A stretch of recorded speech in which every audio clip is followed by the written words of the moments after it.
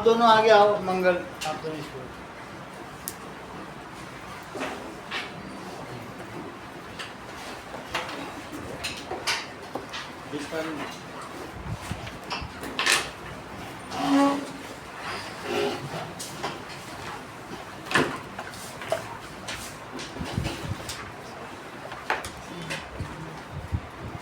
Okay,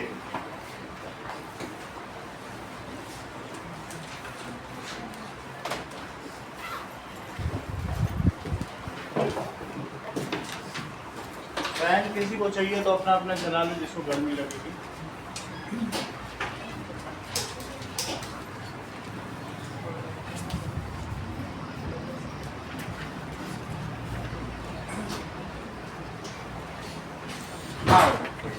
Sentence it is a group of words. Correct, group of words which makes a complete sense. Which makes a meaningful. आगे बैठिए Digvijay, which makes a complete sense.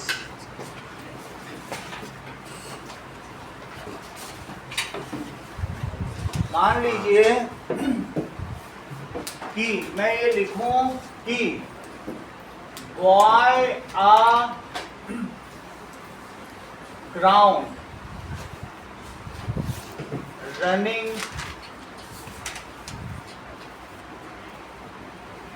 on, सो इसमें अभी इसका कोई meaning नहीं है। इसका syntax क्या हुआ? सिंटैक्स का मतलब होता है the order of words so that it makes a complete meaning. उस चीज को क्या कहते हैं? Is running on ground.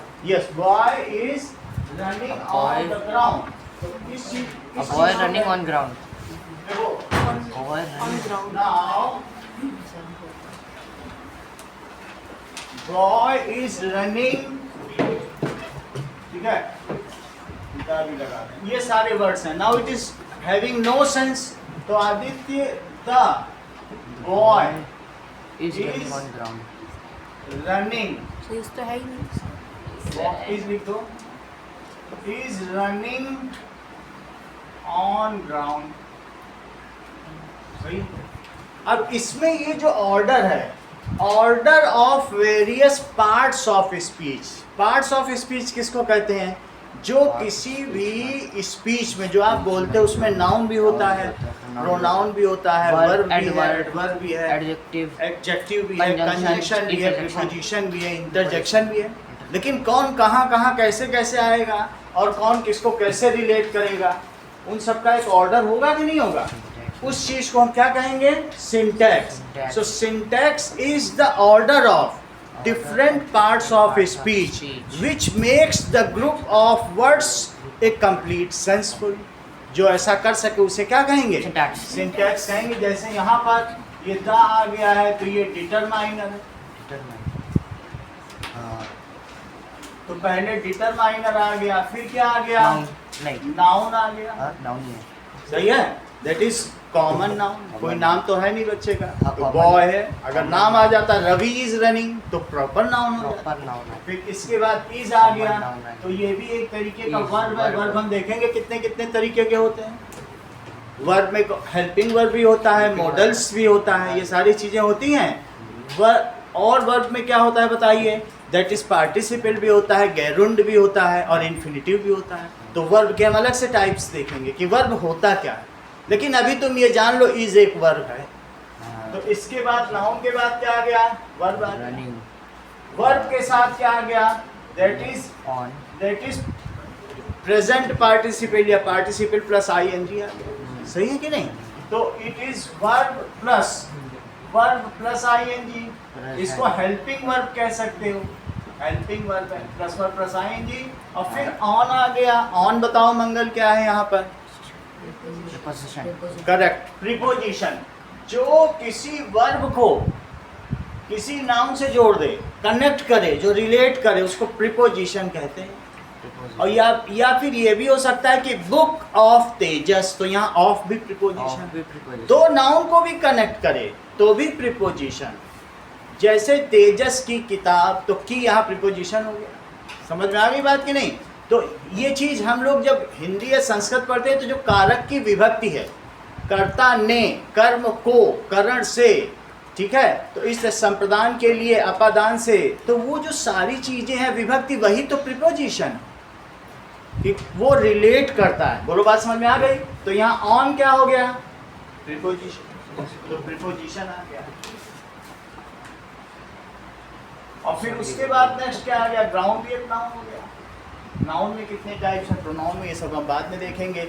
So the order of words which makes a sentence meaningful is called syntax. इसे सिंटेक्स कहते हैं। The order of words which makes it sensible या सेंसफुल या मीनिंगफुल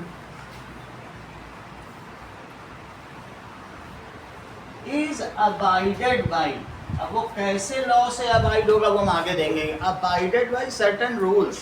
अबाइडेड बाई ऐसा नहीं कह सकते कि हम वर्ब से ही शुरू कर रहे हैं, हमको जिससे शुरू करना है मोस्टली डिटरमाइनर से शुरू हो जाता है।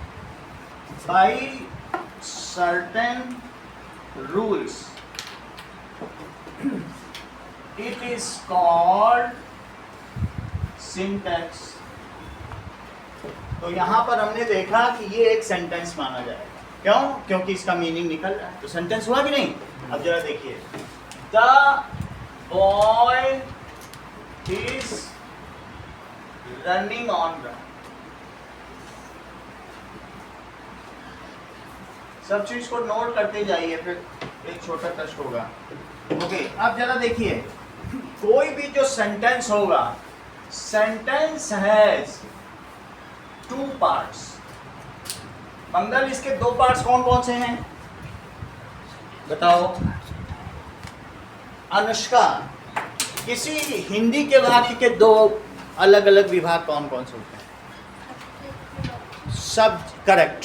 जैसा कि अनुष्का ने बताया, कर्ता और विधेय, that means subject and predicate. ये बहुत बड़ी बात इन्होंने बता दी कि सेंटेंस हैज टू पार्ट्स। कौन कौन से पार्ट्स होते हैं बोलो? Adhrit, subject and predicate. Subject and predicate लिखो। Sentence has two parts, that is subject और दूसरा है प्रेडिकेट। सब्जेक्ट होता है कर्ता, जो काम करेगा उसे सब्जेक्ट कहेंगे, और उसके बारे में जो कुछ भी कहा जाएगा, what ever is said about subject, that comes under predicate. तो यहाँ पर प्रेडिकेट क्या हो गया? विधेय। सही है? हिंदी ग्रामर चाहे इंग्लिश ग्रामर हो या संस्कृत की जो पाणिनि के द्वारा लिखी ग्रामर, सब एक है। वर्ल्ड की सारी ग्रामर एक। हिंदी इंग्लिश में कोई डिस्क्रिमिनेशन नहीं है। वहाँ अकर्मक क्रिया और सकर्मक क्रिया है, यहाँ ट्रांजिटिव वर्ब है, इंट्रांजिटिव वर्ब है। वही चीज़ बिल्कुल चलती है जो चीज़ वहाँ पर, ठीक है कि नहीं? तो इस तरीके से देखो, सब्जेक्ट क्या होता है? दैट मीन्स वॉट, ठीक है, what ever is said, something is said about someone, so that someone is called subject. ठीक है? About whom something is said is called subject. संस्कृति बात समझ में आई? जिसके बारे में कुछ कहा जाए उसको कर्ता कहते हैं। About whom something is said is called subject. Whatever is said about subject is said about subject. पूरा करो sentence अद्रित। It is said about. So it is called predicate. Is called predicate.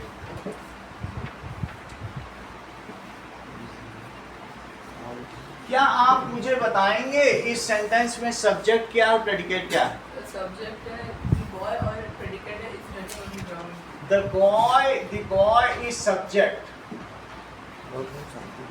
Is running on ground. ये क्या हो गया? आइए please.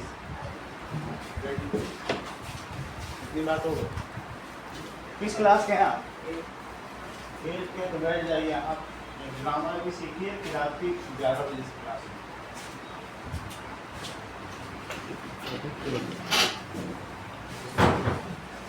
कुछ भी कहा जाता है वो प्रेडिकेट है।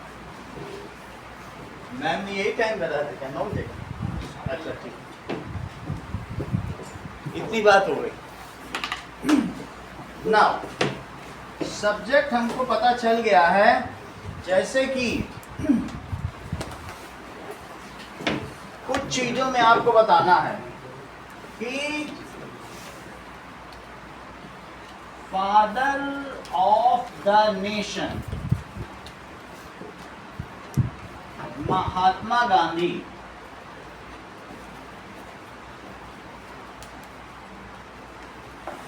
died on 31st January 1948। तो अविश इसमें सब्जेक्ट क्या है? करेक्ट। आप बताओ शिवांग। महात्मा गांधी। चलो Father और of the nation कहाँ यस पकड़ लिए पूरा जिनके बारे में कहा गया है, हैं? ठीक है, मैं महात्मा गांधी में यानी आता है। इन्हीं के बारे में तो कुछ कहा गया है। हाँ वो कब मरे? That is subject. पूरा सब्जेक्ट। ठीक है, अब ये बात समझ में आ गई। प्रेडिकेट क्या है? लेकिन यहाँ बताओ क्या है predicate? Died on died on से लेकर यहाँ तक ये क्या है? प्रेडिकेट। प्रेडिकेट। ठीक बात है। तो तुम मुझे ये बताओ, जो सब्जेक्ट है उसमें कई चीजें होंगी। दैट इज सब्जेक्ट के भी टाइप्स होते हैं, जैसे कि एक इसमें हेड वर्ड होता है जिसके बारे में बात कही गई, हेड वर्ड। तो इसमें हेड वर्ड क्या है? महात्मा गांधी। करेक्ट। तो सब्जेक्ट दो टाइप का हो सकता है। पहला क्या हो सकता है? एक तो हेड वर्ड है और दूसरा क्वालिफायर। क्या होगा? सही है। अब क्वालिफायर भी कई तरीके के हो सकते हैं। ठीक है, क्वालिफायर भी 3 तरीके के होंगे। तो क्या आप मुझे बताएंगे शिवांग, इस सब्जेक्ट में हेड वर्ड क्या है? महात्मा गांधी। आप बोलो। करेक्ट। जैसा कि अभिनव ने कहा गांधी, ये हेड वर्ड। ये कैसा वर्ड है? ये सब गांधी जी के बारे में कहा गया है। अच्छा, गांधी को क्वालिफाई कौन कर रहा है? महात्मा। तो जो चीज नाउन को क्वालिफाई करती है, जो हेड वर्ड होगा वो हमेशा नाउन होगा। वो क्या होगा? अंश। नाउन को जो क्वालिफाई करे, जो संज्ञा की विशेषता बताता है, उसको क्या कहते हैं? विशेषण। तो क्या आप मुझे बताएंगे कि गांधी जी के बारे में कितने सारे इलस्ट्रेशंस दिए गए, यहाँ से लेकर यहाँ तक? तो ये सब क्वालिफायर है। यहाँ से यहाँ तक ये सब क्या है? देख लो, यहाँ से यहाँ तक के सारे क्वालिफायर हैं। लेकिन मुझे क्वालिफायर में ज़्यादा इंटरेस्ट नहीं है। तो मुझे ये बता दो, इसमें एडजेक्टिव क्या है और एडजेक्टिव फ्रेज क्या है? फ्रेज का मतलब ग्रुप ऑफ वर्ड्स जो किसी को क्वालिफाई करते हैं। एडजेक्टिव क्या?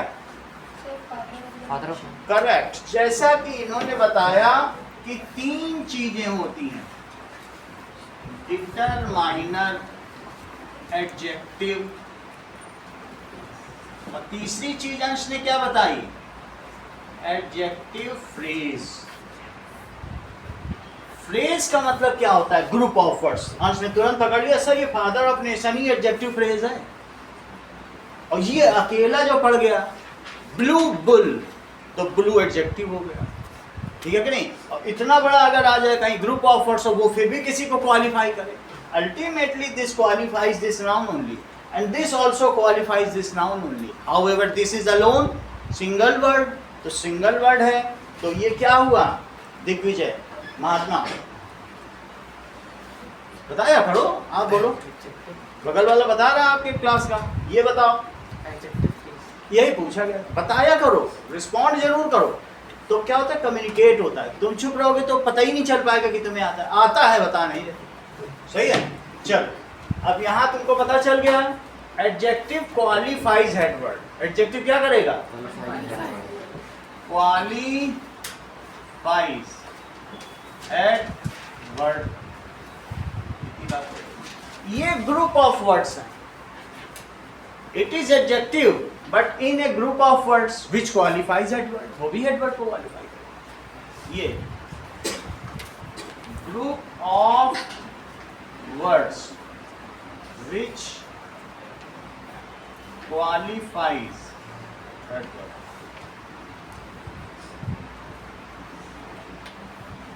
देखो अब यहां तक तुम्हें बात समझ में आ गई, ठीक है। सिर्फ तुमसे अनुष्का ये पूछा जा रहा है कि फ्रेज और क्लॉज में अंतर क्या है, बड़ी बात नहीं पूछेंगे। और क्लॉज, बहुत अच्छा। इफ आई कम होम,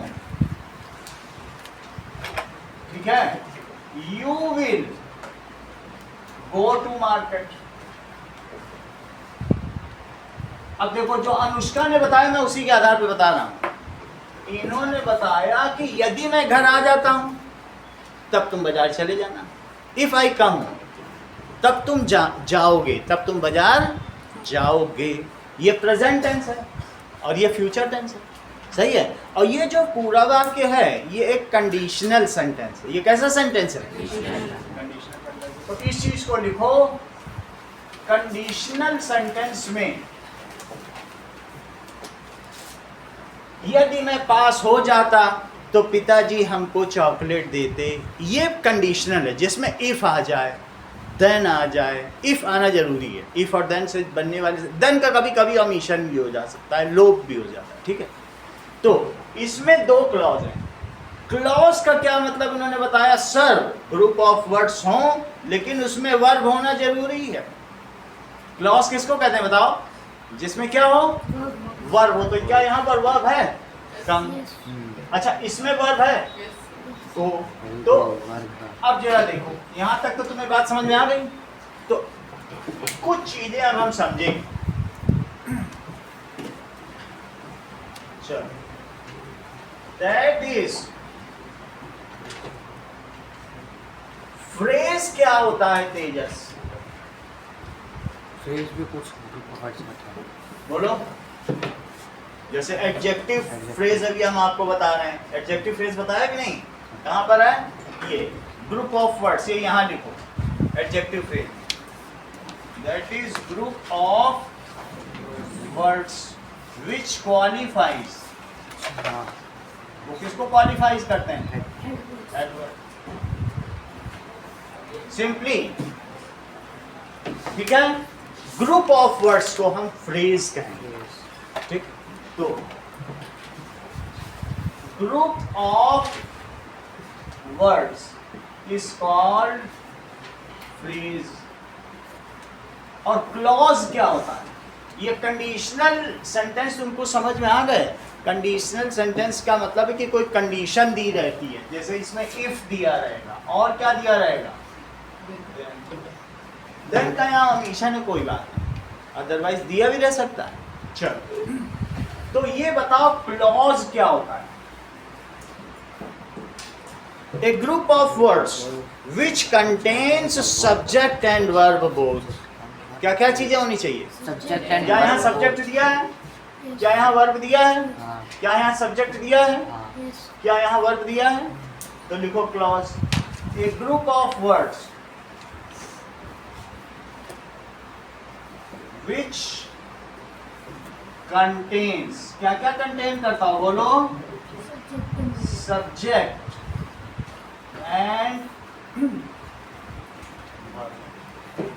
समझ में आ गया। If a clause is incomplete और having no meaning then it is called subordinate clause. उसे क्या कहेंगे, and if a clause is independent and having complete meaning Mangal तो उसे कहेंगे मेन क्लॉज।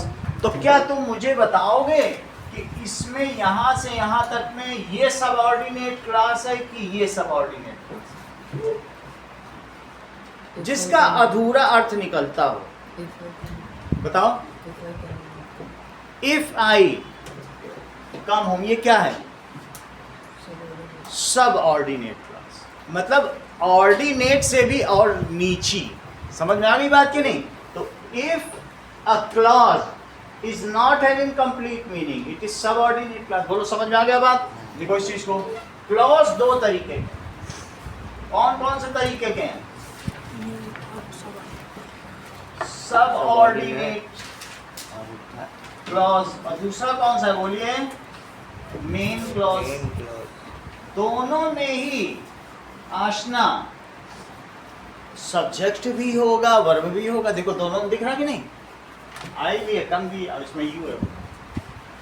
सब ऑर्डिनेट क्लॉज का मतलब है बेटा, क्या नाम है आपका? प्रत्युष। सब ऑर्डिनेट क्लॉज का मतलब है कि इसका पूरा मतलब नहीं हो निकलता हो।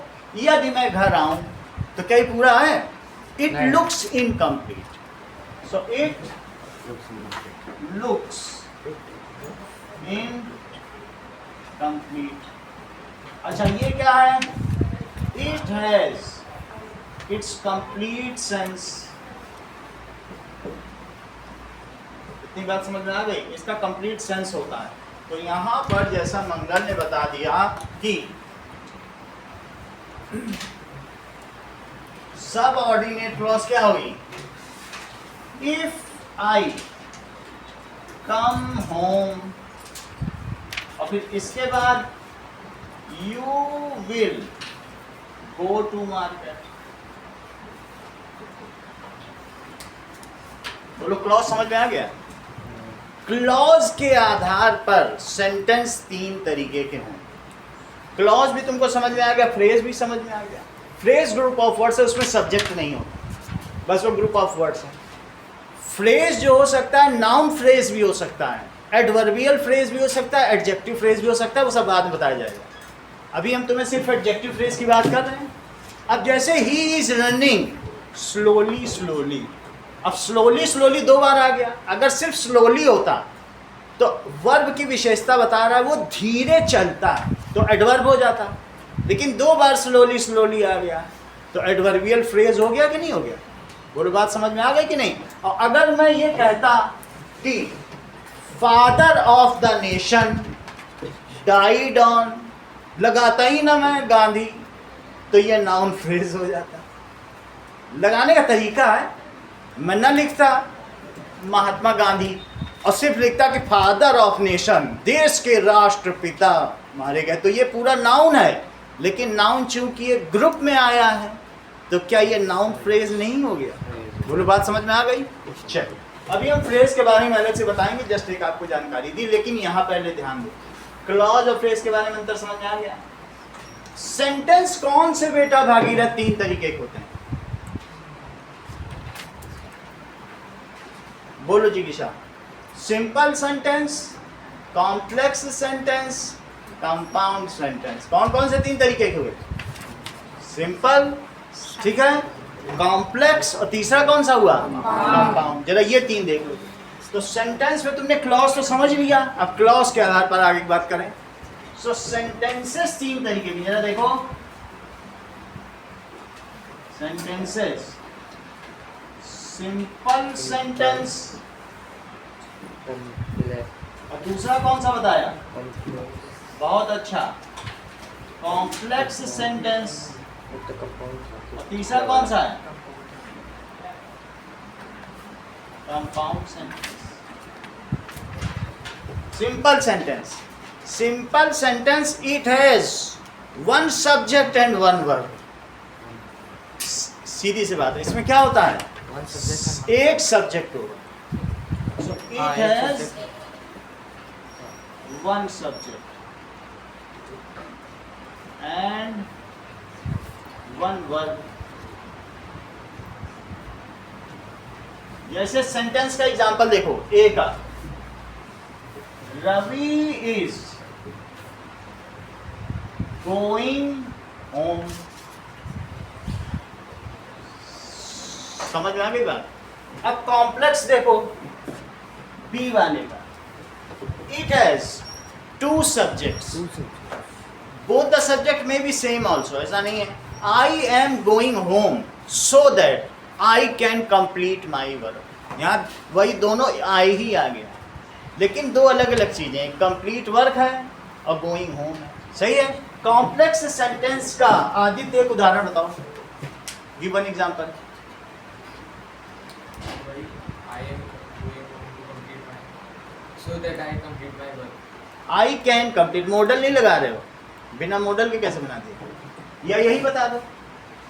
देखो ये भी है कॉम्प्लेक्स, इफ देन से बनता है, ये किससे बनता है कॉम्प्लेक्स, इफ और देन से। If I come home then you will go to market, सही है। If I come home you will go to market. इसकी पहचान क्या है बोलो कॉम्प्लेक्स सेंटेंस की?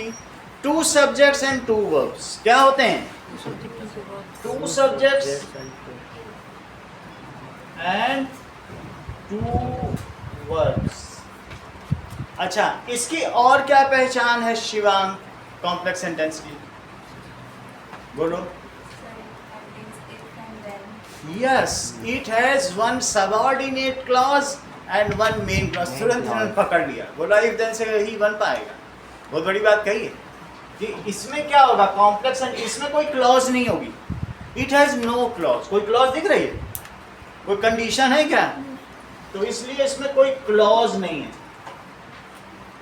और इसमें क्या पकड़ा इन्होंने जिज्ञासा ने कि सर अगर कॉम्प्लेक्स बनेगा तो मेरी बात मान लीजिए, एक सबऑर्डिनेट होगी और एक मेन क्लॉज। मेन। तो ये it has one subordinate clause और दूसरी कौन सी होगी? And one main clause. हाँ, फिर इसमें तो रवि गोइंग होम में तो रवि सब्जेक्ट है और गोइंग तो वर्ब है, तो इसमें नो क्लॉज कैसे होगा? इसमें नो क्लॉज कैसे होगा? इसका मतलब है, देखो ये कोई क्लॉज का मतलब है part of sentence. Complete sentence को नहीं क्लॉज कहते हैं, ये लिख लो क्लॉज में। Clause is a part of sentence, complete sentence is never said as a clause. इतना और जोड़ो, ये अच्छी बात इन्होंने बोली, ठीक है। It is a part of sentence. चलो, अच्छा अब हम तीसरी बात बता रहे हैं, कंपाउंड सेंटेंस, ठीक है। It is raining and blue bull is eating grass.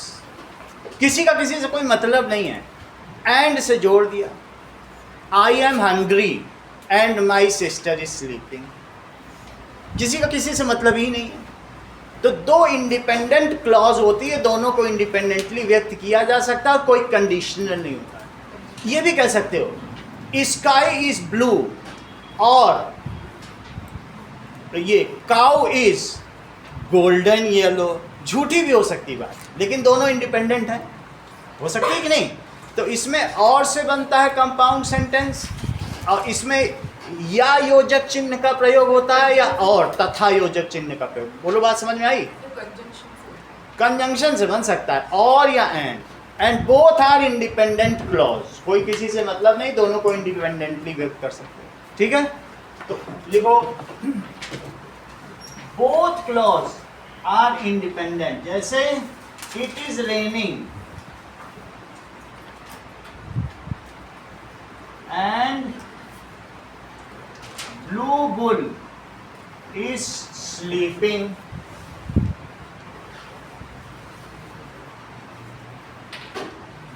इतनी बात तुमको पता चल गई। सेंटेंस के तीन टाइप्स पता चल गए। कहीं अगर मैं फ्रेज या क्लॉज का यूज करूंगा तब तुम पकड़ तो लोगे ना।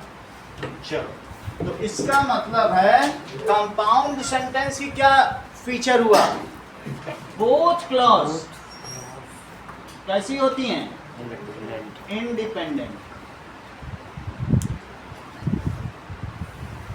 And main clause. और देखो अध्यक्ष ने बहुत अच्छी बात पकड़ी, कंजंक्शन और या फिर एंड का यूज होगा, इसमें योजक चिन्ह का प्रयोग होगा। इट यूजेस, क्या यूज करता है? Conjunction compound sentence. Compound sentence use conjunction और या फिर चलो वापस आ जाओ। हम लोग देख रहे हैं कि the father of nation, father of Mahatma Gandhi,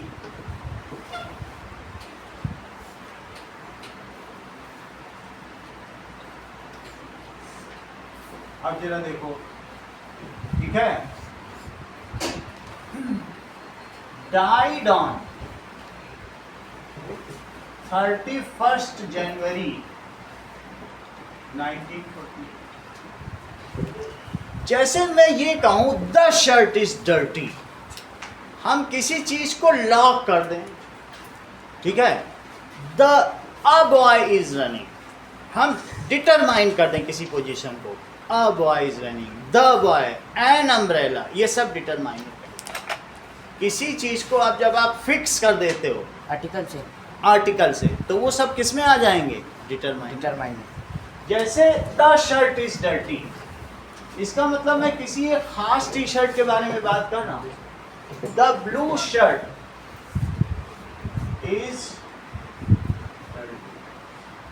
तो यहां डिटरमाइनर क्या हो गया? सही है। दा से भी आप इसको क्वालिफाई कर रहे हो शर्ट को। शर्ट यहां क्या हुआ? बोलो, नाउन है तो और क्या हुआ? सब्जेक्ट का कौन सा पार्ट हुआ? बताते नहीं हो आप, बोलो अविश। करेक्ट, ये तेज है दिमाग से, देखो तुरंत इसने बता दिया हेड वर्ड। पीछे बैठा है लेकिन कितने ध्यान से सुन रहा है, हर चीज इसे पता। इसने देखा कि शर्ट के बारे में बात हो रही, तो द शर्ट, तो यहां से इन्होंने देखा कि शर्ट यहाँ हेडवर्ड हुआ। अच्छा, ब्लू क्या हुआ? अभी सही पूछा जाएगा क्योंकि पूरे क्लास को रिप्रेजेंट कर रहे हैं। एडजेक्टिव। अच्छा, ये हेडवर्ड तो नाउन ही हो गया, अब ब्लू क्या हो गया? एडजेक्टिव। और ये क्या हुआ? दोनों इसको क्वालिफाई कर रहे हैं, एक लॉक कर रहा है द, वही वाली ब्लू शर्ट हमने पॉइंट आउट कर दिया। अच्छा, ब्लू, तो दा क्या हो गया? अंक बताइए इनके। करेक्ट, इन्होंने बोला ये क्वालिफायर है दोनों, जिसमें से एक एडजेक्टिव है, एक डिटरमाइन। टेक लगाएं जब भी सही बताना। इसका मतलब है कि अब हम डिटरमाइनर के बारे में और सीखें थोड़ा सा, ठीक है। एडजेक्टिव तो तुम समझ में आ गया क्या होता है। चलो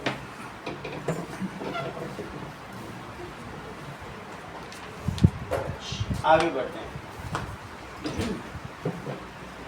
जिससे कि हमारा उधर का फ्लो चार्ट कंप्लीट हो गया।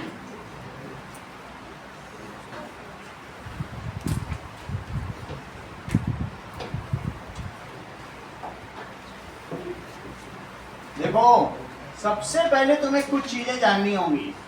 Noun is the name of, naming word है, नेम ऑफ एनी पर्सन भी हो सकता है, ठीक है, या फिर क्या हो सकता है? नेम ऑफ एनी ग्रुप भी हो सकता है, जैसे फ्लॉक, फ्लीट, ऐसा होता है कि नहीं?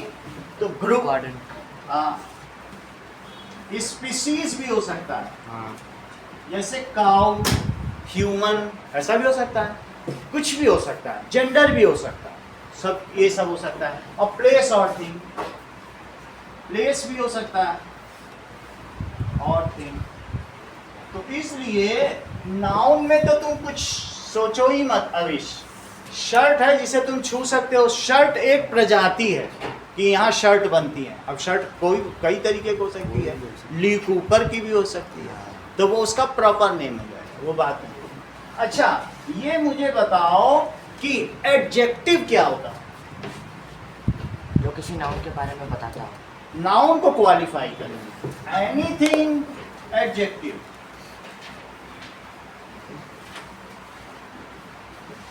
ठीक है, इट क्वालिफाइज नाउन, ये नाउन को क्वालिफाई करता है, ठीक है। चलो, कभी कभी ऐसा भी हो सकता है कि बाद में भी एडजेक्टिव हो सकता है। A man dying of hunger, man के बारे में बात कर रहा हूँ, लेकिन ये जो डाइंग ऑफ हंगर इसके बाद में लगा दिया, वो उस मैन के बाद है, दैट इज एडजेक्टिवल फ्रेज, सही है। पहले भी आ सकता है, a hungry man, a man dying of hunger, बाद में भी आ सकता है, लेकिन एडजेक्टिव है जो उस मेन हेड वर्ड को क्वालिफाई करे। अगली बात देखिए, अब हम बात करते हैं व्हाट इज डिटरमाइनर। डिटरमाइनर के बारे में बात करो, चलो ना,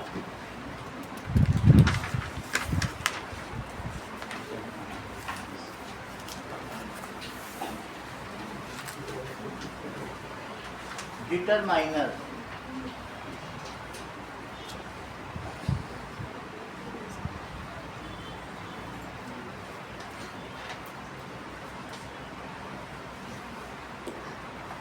देखो, डिटरमाइनर के बारे में देखो, determiner are the word used to specify noun, Specify noun. Particular के बारे में किया जाए।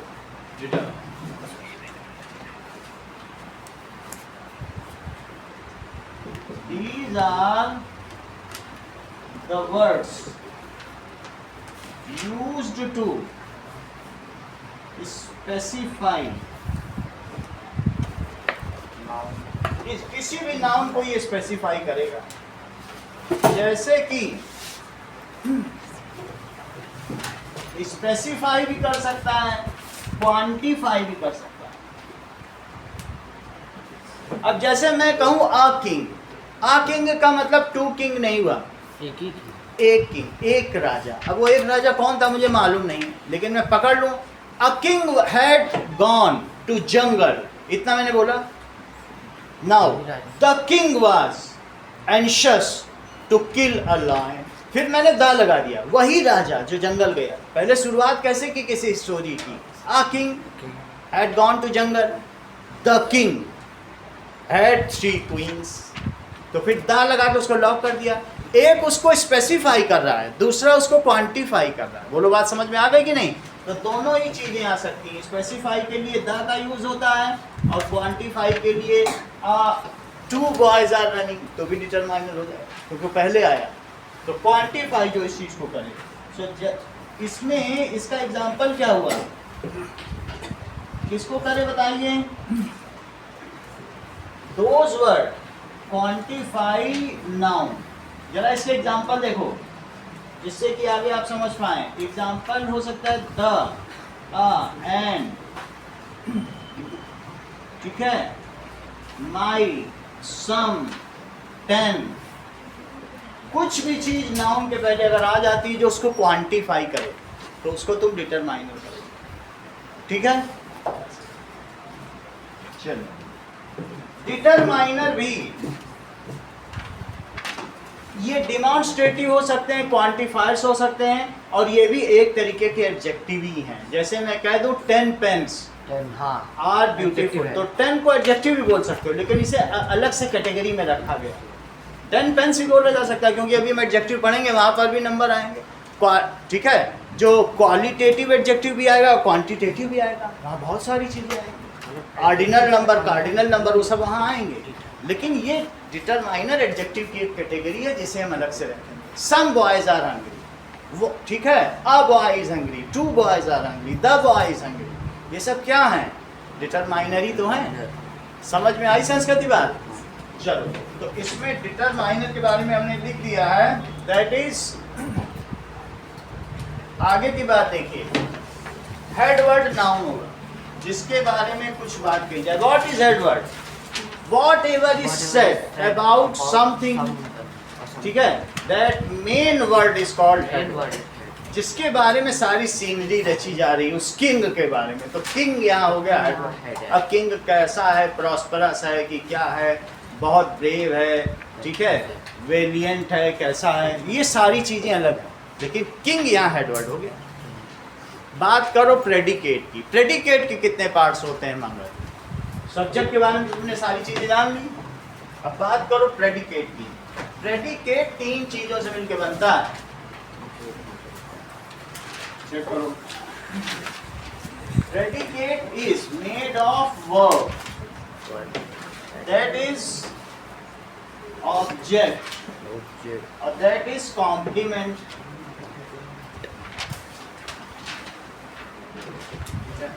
एक एक करके देखो। वर्ब 2 तरीके के हो सकते हैं।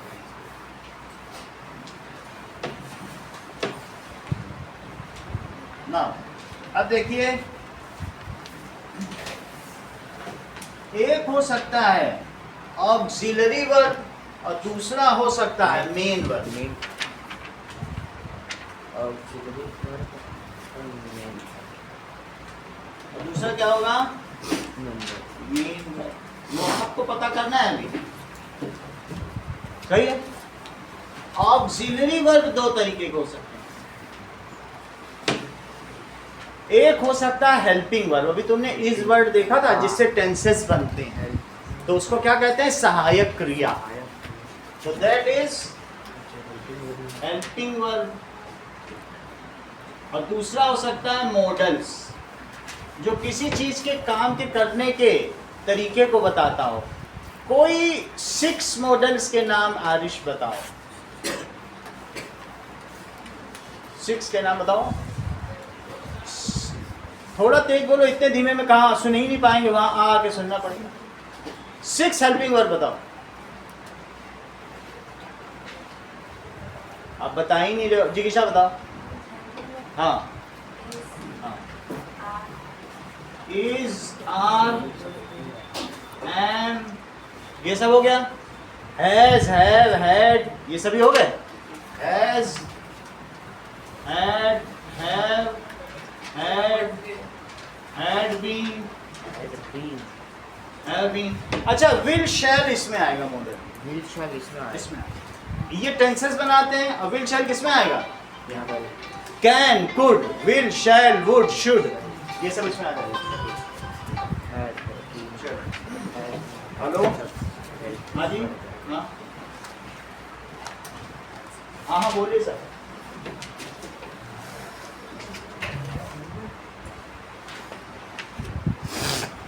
हाँ वो हो जाएगा।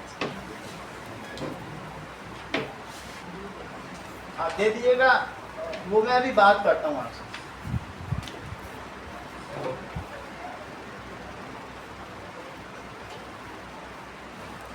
चलिए, कैन, कुड, कैन, ये सारे क्या हो जाएंगे? मॉडल। मेन वर्ब की बात करो। मेन वर्ब आरिश कौन से 2 तरीके का होता है? अब तुम ही बता रहे हो तो तुमसे सब पूछा जा रहा है। बोलो। अभी बताया था क्लास के शुरू में, याद होगा तुम्हें। अनुष्का, हिंदी में मैं बता दे रहा हूँ जो मैंने बताया था, इंग्लिश में तुम बता। दोनों ही मैंने बताया था, सकर्मक क्रिया और अकर्मक क्रिया। अब तुम बता दो। करेक्ट, वही वो भी बोल रहे। भाई जब एक चीज किसी ने बोल दी तो तुम रिपीट क्यों कर रहे हो? पहले बता दिया उसने कि ट्रांजिटिव और इंट्रांजिटिव, सकर्मक क्रिया और अकर्मक क्रिया। लिखो, ट्रांजिटिव और इन। यहाँ तक बात तुमको समझ। अभी ये सब समझा देंगे। मॉडल क्या होता है इसको यूज करके बताएंगे और लोग पूछेंगे। तो हमने ये देखा कि प्रेडिकेट के रिद्धि कौन से 3 parts?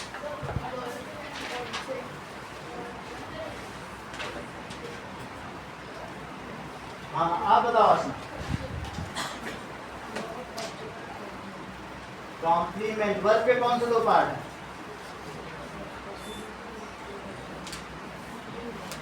Main verb. Auxiliary verb के कौन से 2 पार्ट हैं?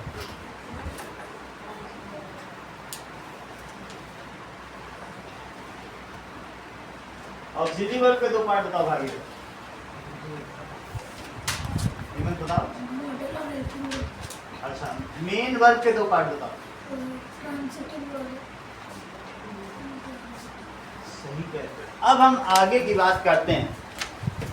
जबकि हेमंत ने लगभग बता दिया। तो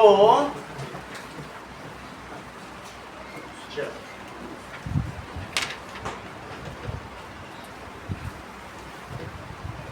देखिए, इसके 3 पार्ट बताए गए। एक है ऑब्जेक्ट और तीसरा कौन सा है? कॉम्प्लीमेंट। ऑब्जेक्ट 2 तरीके के हो सकते हैं, ठीक है। ऑब्जेक्ट 2 तरीके के कौन कौन से हो सकते हैं? डायरेक्ट ऑब्जेक्ट और दूसरा कौन सा होगा? इनडायरेक्ट।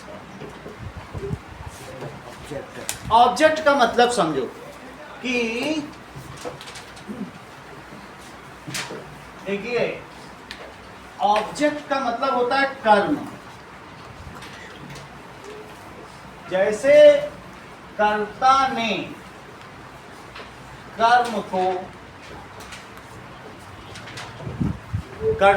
कर्म को करण से, ये चीज तो आपने पढ़ी होगी ना, करण से। तो कर्ता हुआ जो यहां पर दिए, ये भी कौन कौन से? ये कारक हैं, ये कारक हैं और ये विभक्ति है। विभक्ति का मतलब प्रीपोजिशन। विभक्ति का क्या मतलब है? प्रीपोजिशन जो विभाजित करता हो, अलग अलग के बीच में एक रिलेशन पैदा करता हो। एक साथ तो नहीं लिख सकते हैं कि राम रावण मारा।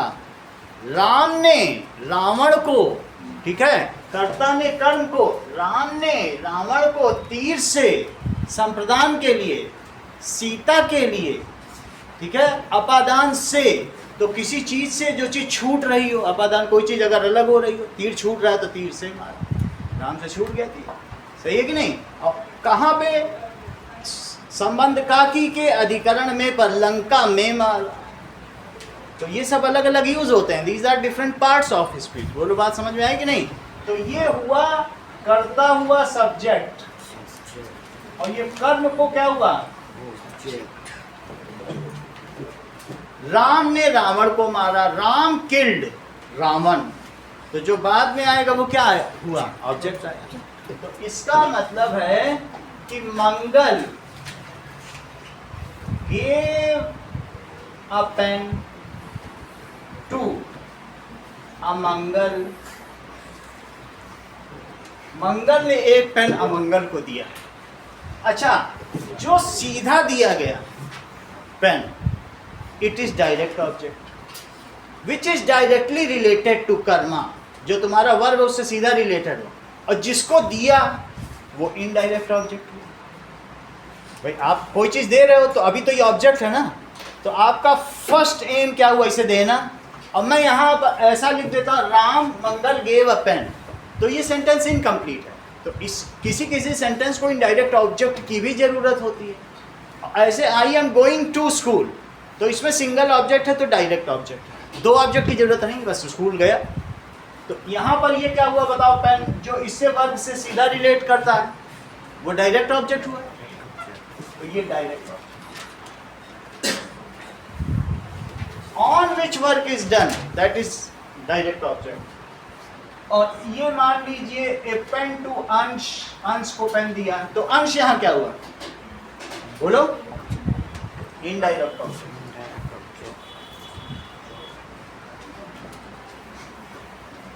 चलिए, कितनी बात समझ में आई? अब जरा देखो कुछ और चीजें देखी।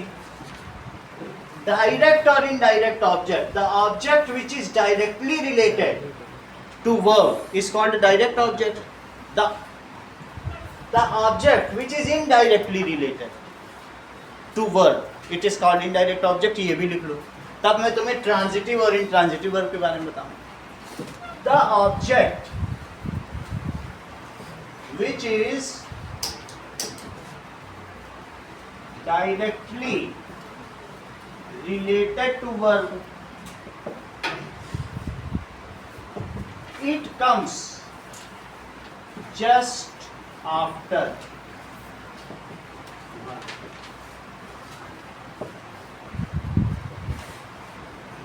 it is called direct object.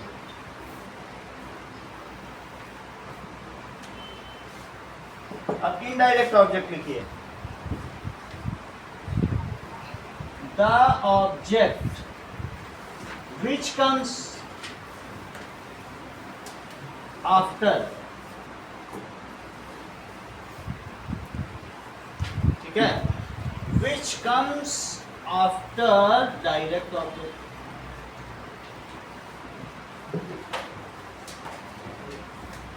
ठीक है, देखो, पीयूष प्लेड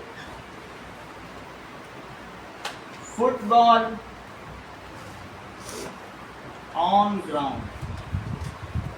अंश, इसमें डायरेक्ट ऑब्जेक्ट बताओ, इनडायरेक्ट ऑब्जेक्ट बताओ, वर्ब बताओ, क्या क्या है? सर वर्ब प्लेड हो जाएगा, हाँ,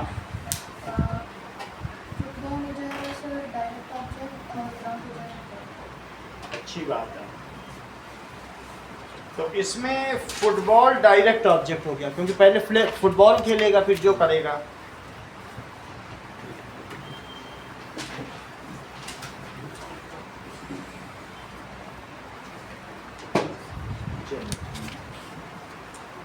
कुछ चीजें और देखें,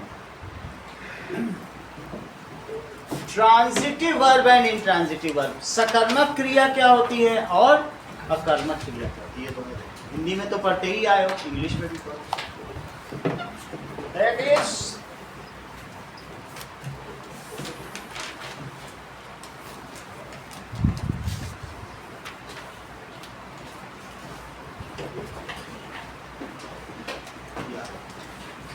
ट्रांजिटिव वर्ब।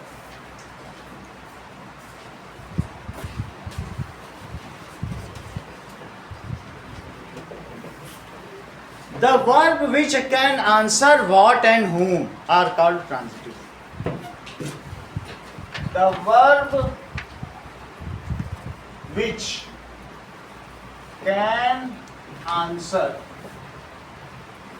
what का आंसर दे सके and whom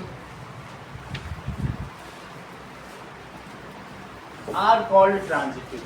जरा ध्यान दीजिए कि मंगल gave a pen to अंश, दो अलग अलग चीजें हैं।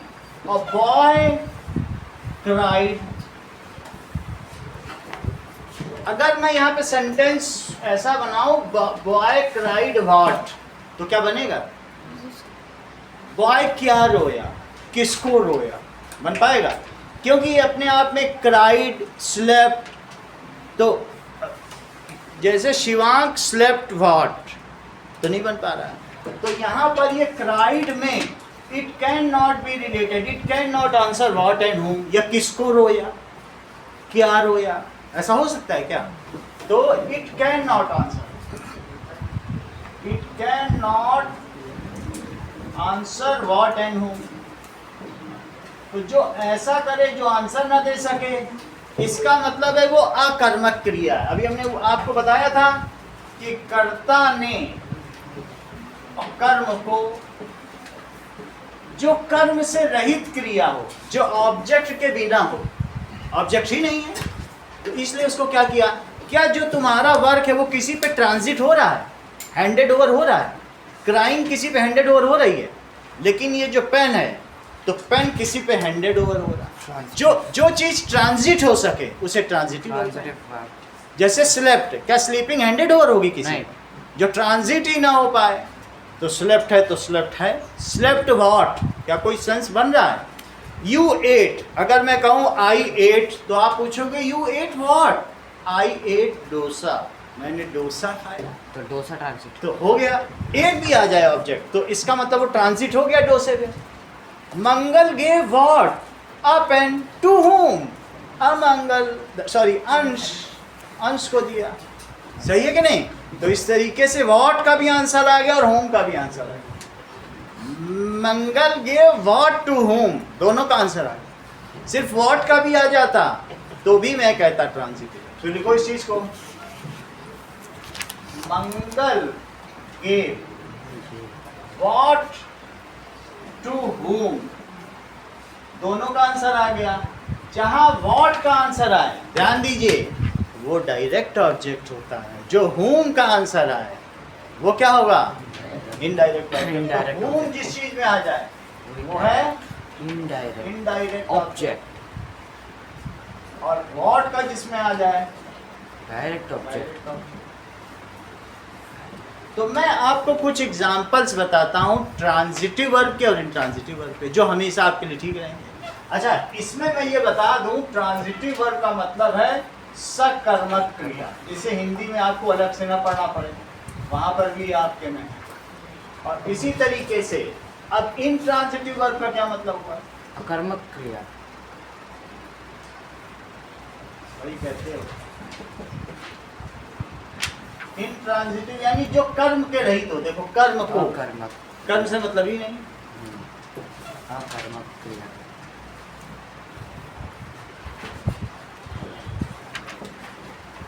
ठीक है, जैसे राम ने मारा, तो बोलो आरिस, राम ने मारा, ये ट्रांजिटिव वर्ब है यहाँ पर। राम किल्ड कि इंट्रांजिटिव ट्रांजिटिव, क्योंकि किसी को तो मारा ही होगा, भले ही उस अभी न बताया जाए।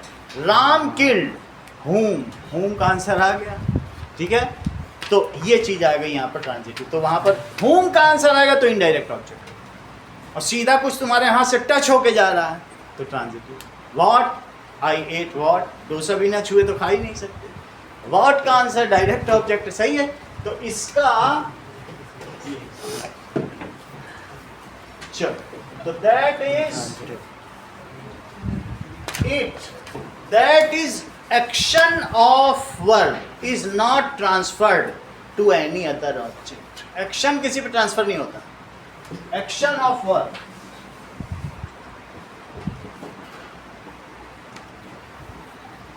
does not transfer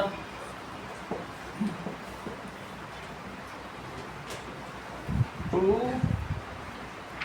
other to any object। कुछ एग्जांपल लिखो ट्रांजिटिव और इंट्रांजिटिव वर्ब के। मैं कुछ वर्ब्स बता देता हूं, चलिए।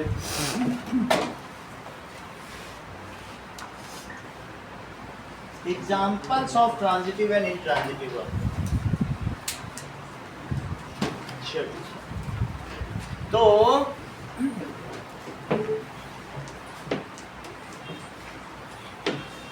देखिए,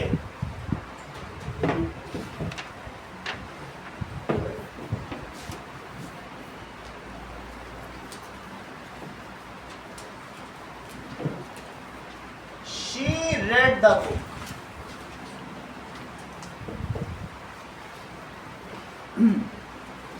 she slept।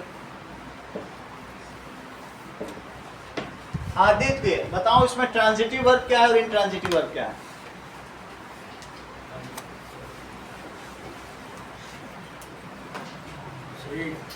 बोलो, कौन सा?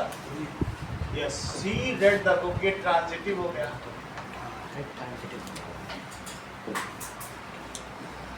इंट्रांजिटिव वर्ब क्या है? That is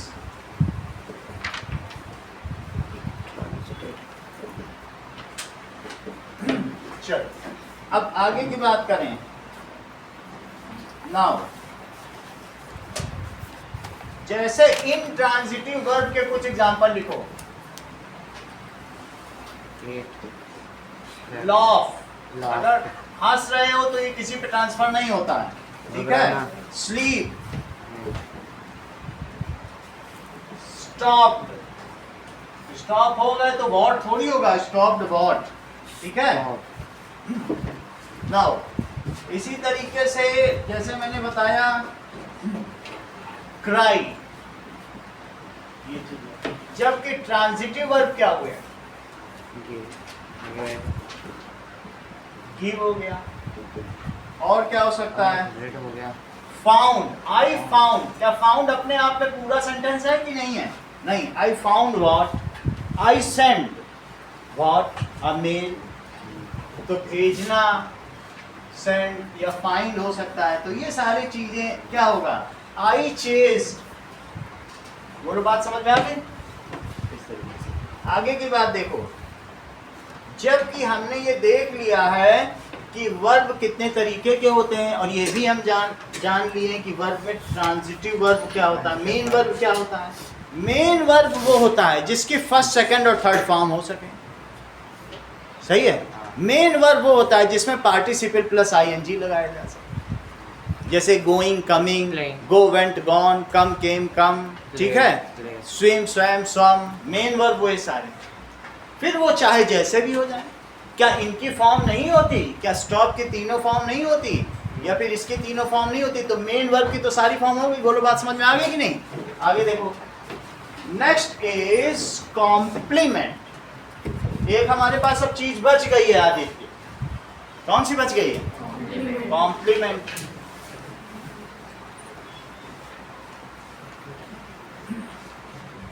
Mrs Sharma is English teacher.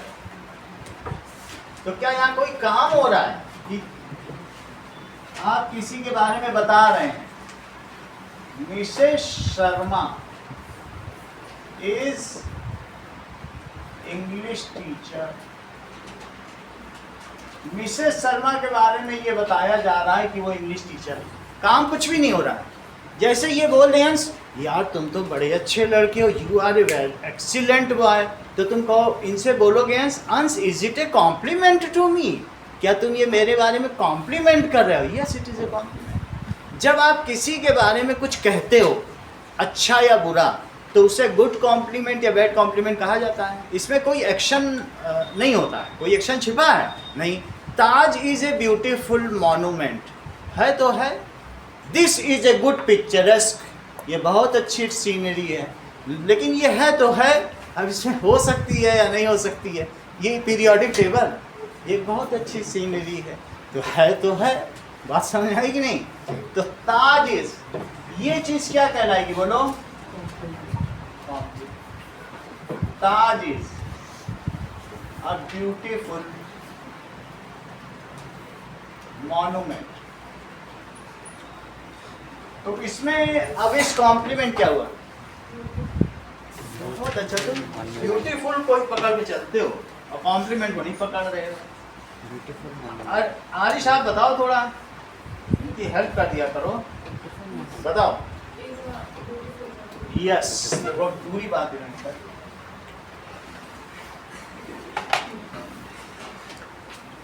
इसमें प्रेडिकेट क्या है?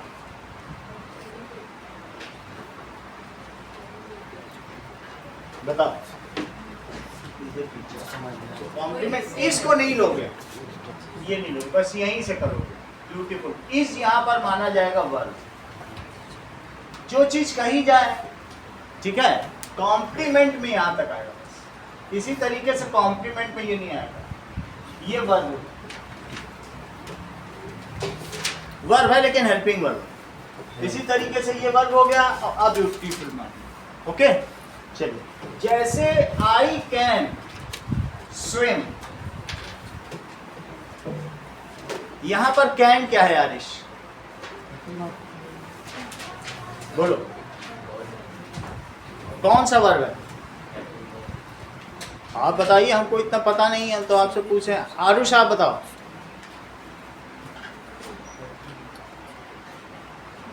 बोलो, देख के बताया करो, अपने मन से तुम ऐसे नहीं करो। हेल्पिंग वर्ब टेंस में लगते हैं। कैन से कोई टेंस बनता है?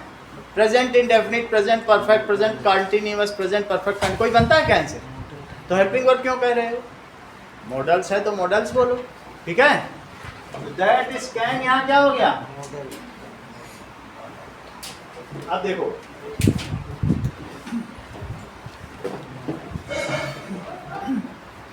आगे की बात देखें। नाउ चलिए, क्वेश्चन दिया गया है कि फाइंड आउट, कुछ चीजें आपको पता करनी है।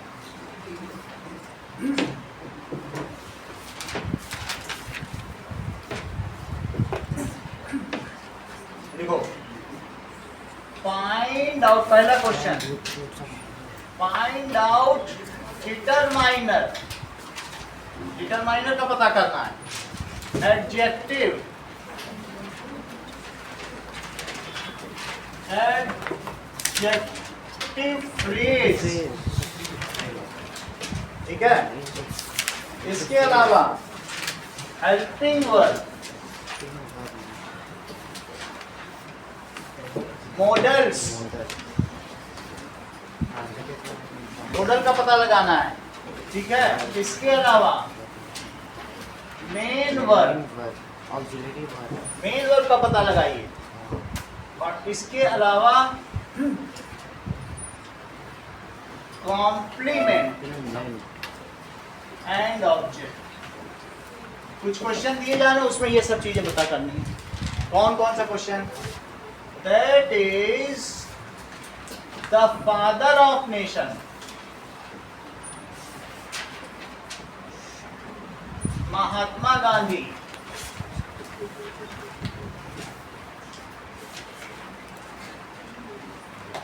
died on 31st January 1948.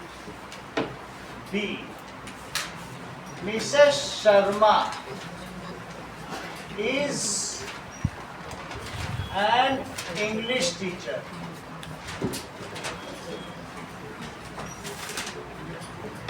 Mangal gave a pen.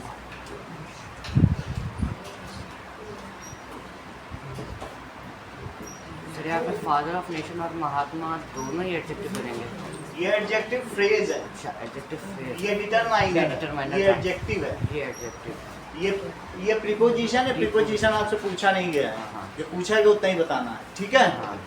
चलो अगला देखो,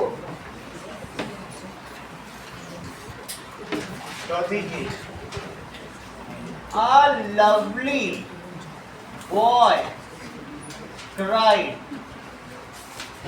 on ground, ठीक है। अब वो रोया है, लेकिन वॉट का आंसर ग्राउंड नहीं दे सकता है, और whom का भी दे सकता है नहीं, तो ये ऑब्जेक्ट क्राइड ऑन ग्राउंड है ना, ग्राउंड ना वॉट है। एक बच्चा वॉट रोया, वॉट हो सकता है कुछ, whom ये भी नहीं हो सकता। हाँ ये जमीन पे रोया, तो वो ऑब्जेक्ट, सही है। बोलो बात समझ आई। और ये क्राइड क्या हुआ, कौन सा वर्ब हुआ? That is main verb. The first में object होगा। क्या चीज? First में object। फर्स्ट में डाइड है, ऑन है, कुछ नहीं है यहाँ कहीं कोई ऑब्जेक्ट। ऑब्जेक्ट व्हाट या whom का ही आंसर देते हैं, व्हेन का नहीं देते हैं। ऑब्जेक्ट इज आंसरेबल, कर्म को। देखो मंगल ने पेन को अंश को दिया, दोनों बार को आ गया, को है। को क्या यहाँ को आ रहा है? क्या लड़का ग्राउंड को रोया? को नहीं आ रहा है, तो कर्म के साथ हमेशा को लग सकता है। को के साथ कर्ता ने कर्म को, कर्म ही तो ऑब्जेक्ट है। क्या ग्राउंड को रोया? छोड़ दो, सही है। तो मतलब यहाँ पर आप ये कह सकते हैं, वैसे तो ये ऑब्जेक्ट है, ये नाउन है, एक तरीके का नाउन है, बट हाउ एवर यहाँ पर जो ग्राउंड होगा, ग्राउंड यहाँ ऑब्जेक्ट का काम नहीं करेगा, क्योंकि को नहीं लग सकता है ना। ग्राउंड को सिर्फ नाउन बोल के छोड़, हमेशा कर्म में को लगता है, ठीक है। ग्राउंड पर वो तो अधिकरण कारक हो गया, अधिकरण कोई ऑब्जेक्ट थोड़ी है।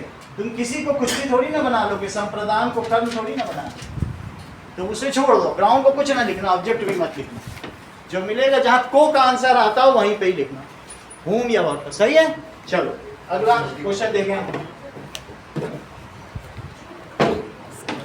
Urmil washes her clothes।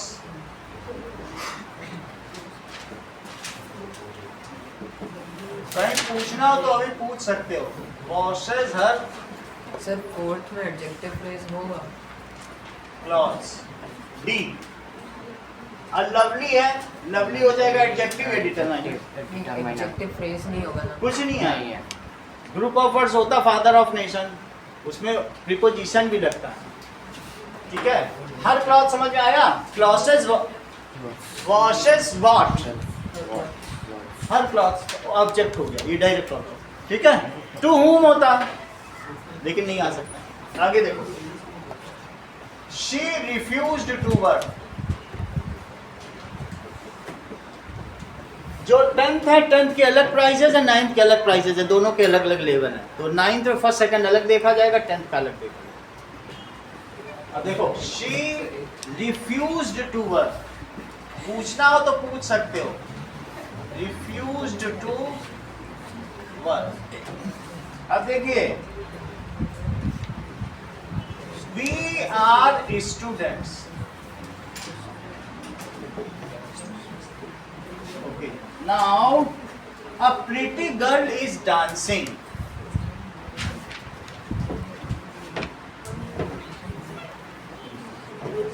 अगला क्वेश्चन देखो, now allocate subject, predicate, qualifier। ठीक है, ये सब आपको इसमें बताना है।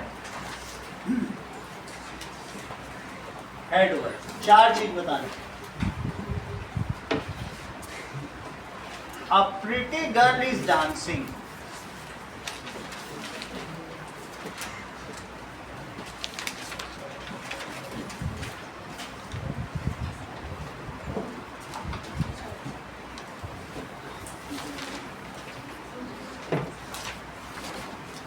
A brave boy is killing lions।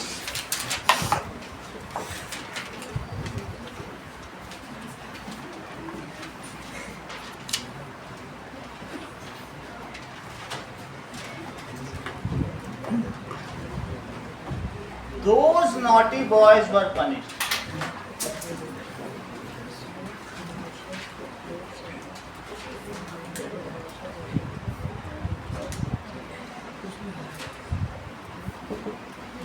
Question number 3, define sentence। Write 3 types of sentence।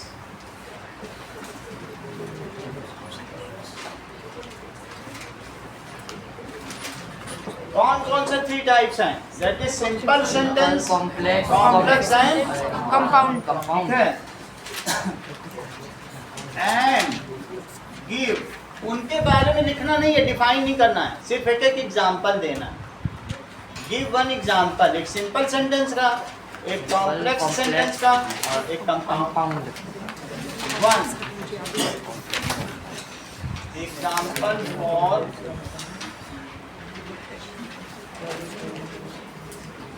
make flow chart of sentence।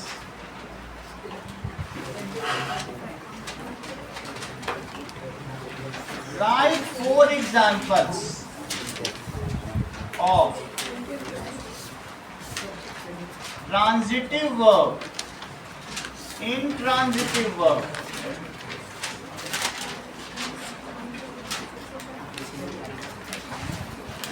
helping verb, modals,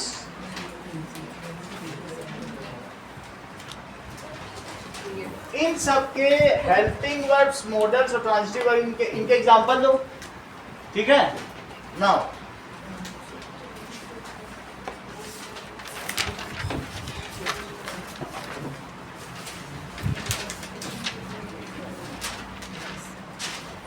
define phrase, clause, subordinate clause, main clause। इतना काम है।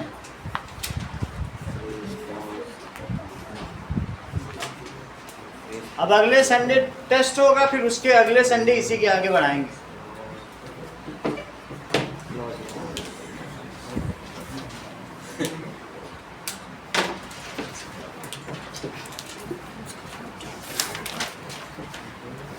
चलिए, इनको फुल पेज दे दीजिएगा।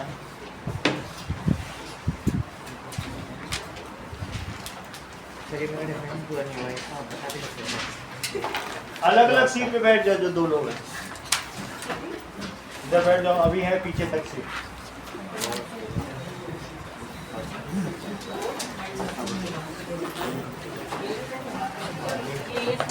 हाँ हाँ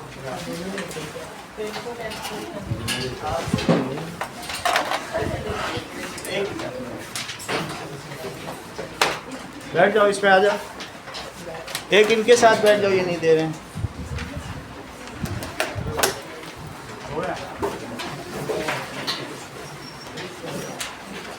बैठ